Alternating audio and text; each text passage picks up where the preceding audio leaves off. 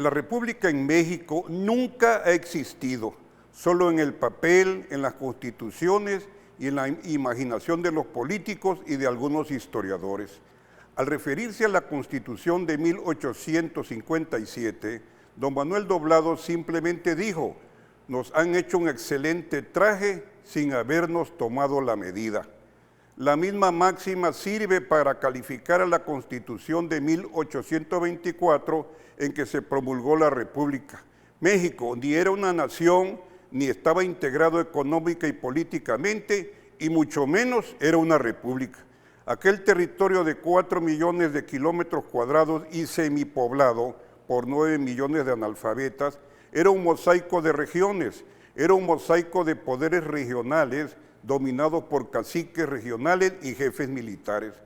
De aquella pedacería de regiones del siglo XIX, muy mal comunicada una con otra, cuando peligraba además la integridad territorial de aquel México, plantear en una constitución una federación de estados autónomos resultaba una falacia, más una aspiración que una realidad.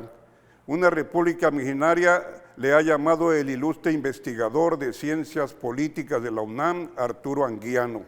Y todavía hay quienes tienen la ocurrencia hoy de seguir hablando de la república restaurada, cuando no se puede restaurar lo que nunca ha existido. No entiendo por qué los historiadores profesionales hoy callan ante tan grande mentira. Y en aquella realidad, donde la mayoría no sabía ni escribir y que no conocía más mundo que la hacienda y la parroquia, resultaba falso hablar de democracia y de derecho al voto. En 1870, el embajador alemán en México le decía al embajador de los Estados Unidos que en este país no hay sufragio porque le falta inteligencia a las masas, y la gente inteligente no vota porque sabían que los votos emitidos eran manipulados por las autoridades electorales. El embajador de los Estados Unidos decía que durante años de residir en México, visité con frecuencia las casillas en días de elecciones. Nunca había ciudadano alguno depositar su boleta.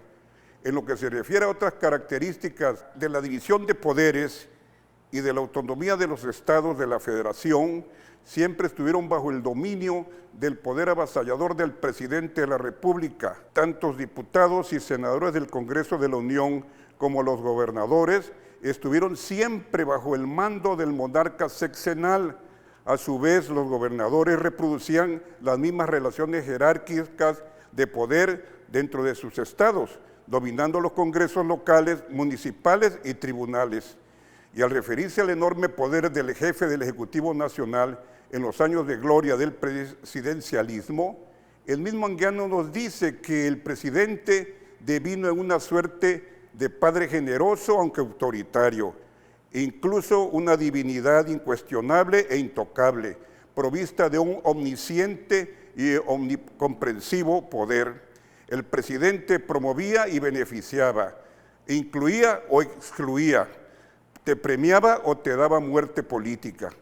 Y estas reflexiones vienen a colación porque hoy en día los opositores acérrimos, además de proferir insultos contra Andrés Manuel, algo que jamás hubiera podido hacer en los años de gloria de la dictadura perfecta del presidencialismo, lo califican hoy de mentiroso, fracasado, autoritario, de dictador y egoístas. Sus mentes catas y sus vísceras no les dan para más. Pero lo que más me llama la atención es que estos sesudos críticos y que de las mieles de la corrupción del PAN gozaron muchos años, hoy convertidos en ideólogos y flamantes políticos, escriben y hablan una fingida añoranza de los años de gloria en que supuestamente existió la democracia en México, el respeto a la discrepancia y el respeto a los poderes legislativo y judicial. Se les olvida a estos sesudos críticos que por orden desde el presidente, de manera ilegal y ninguneando a la Cámara de Senadores, se privatizó la banca de México y nos dejó una deuda impagable histórica que es el Fobaproa. Olvidan que por orden de Zedillo se entregó la banca de México al capital extranjero, haciendo caso omiso del Senado. Todos los senadores, agachones y calladitos, obedecieron entonces las órdenes presidenciales.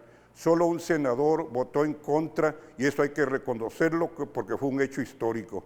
El senador por Tabasco, nuestro paisano Humberto Mayans Naval, simplemente negó su voto. Y ante esa cruel traición a México, nadie de los viscerales opositores a López Obrador dice nada hoy, y menos los senadores del PAN y del PRI en el Senado. Muchas gracias.